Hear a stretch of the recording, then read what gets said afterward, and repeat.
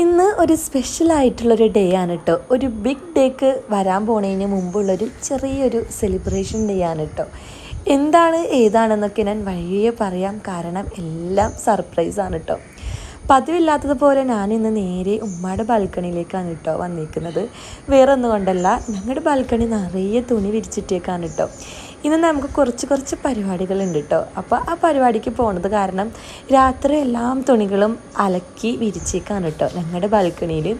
പതിവില്ലാത്തതുപോലെ ഉമ്മയുടെ ബാൽക്കണിയിൽ വന്നിരുന്നപ്പോൾ എന്താണെന്നറിയില്ല കേട്ടോ, ഭയങ്കര പ്രത്യേക ഒരു ഫീല്. സ്കൈ ഒക്കെ കാണാനായിട്ട് നല്ല ഭംഗി കേട്ടോ. ഞാൻ ആദ്യമായിട്ടാണ് കേട്ടോ രാവിലെ എണീറ്റിട്ട് ഇതുപോലെ ഇവിടെ വന്നിരിക്കുന്നത്. കണ്ടോ, ഇന്നത്തെ പരിപാടിക്ക് വേണ്ടിയിട്ട് മെഹന്തി എല്ലാം ഇട്ടിട്ടുണ്ട് കേട്ടോ.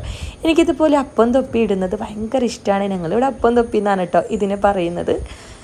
ആകാശത്തേക്കൊക്കെ നോക്കിയപ്പോൾ നല്ലൊരു രസമായിട്ടോ, കാരണം നല്ലൊരു മഴയും വെയിലും എല്ലാം കൂടി കലർന്നുള്ളൊരു ആകാശം.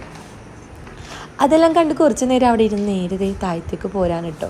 സ്റ്റെപ്പ് ഇറങ്ങി വരുമ്പോൾ ഈ പറകോളെ കൂടി ഈ ഒരു വഴി കാണുന്നത് എനിക്ക് ഭയങ്കര ഇഷ്ടമാണ് കേട്ടോ. കുഞ്ഞു കിളികളുടെ സൗണ്ടും പിന്നെ എന്തൊക്കെയോ കുഞ്ഞു സൗണ്ടുകളൊക്കെ ആയിട്ട് നല്ല രസമാണ് കേട്ടോ കാണാൻ. അങ്ങനെ നേരെ തന്നെ പല്ല് തേക്കാൻ വേണ്ടിയിട്ട് പോവുകയാണേ. കുഞ്ഞിപ്പെണ്ണ് അതിൻ്റെ ഇടയിൽ അവിടെ എണീറ്റിട്ടുണ്ടോ. കുഞ്ഞിപ്പയുടെ കാണുന്നതിന് മുമ്പ് ഞാൻ വേഗം പല്ലേക്കാൻ വേണ്ടിയിട്ട് വന്നതാണ് കേട്ടോ. അതില്ലെങ്കിൽ എൻ്റെ ഒക്കെ ഇത് തന്നെ ഇരിക്കും, പല്ലേക്കാനൊന്നും സമ്മതിക്കില്ല കേട്ടോ. ഇന്ന് ഫുള്ളൊരു മഴയുള്ള ദിവസമാണെന്ന് വിചാരിച്ചാണ് കേട്ടോ എണീറ്റത്. പക്ഷേ കുഴപ്പമില്ല, രാവിലെ ചെറിയതേ സൂര്യനെ കുതിച്ചൊക്കെ വരുന്നുണ്ട് കേട്ടോ. നേരെ ഞാൻ ഇക്കാക്കനെയും കൂട്ടി പോകുന്നത് കടയിലേക്കാണ് കേട്ടോ. ഞങ്ങളിന്നൊരു സ്ഥലം വരെയും പോവാണ്. ഇക്കാക്കില്ല കേട്ടോ, ഞാനും മിനിത്താത്തമാരും കസിൻസും എല്ലാവരും കൂടിയിട്ട് പോവാണ് കേട്ടോ. ചെറിയൊരു പരിപാടിയും കാര്യങ്ങളൊക്കെ ഉണ്ട്, അതിൻ്റെ വീഡിയോ ഒക്കെ പുറകെ വരും കേട്ടോ.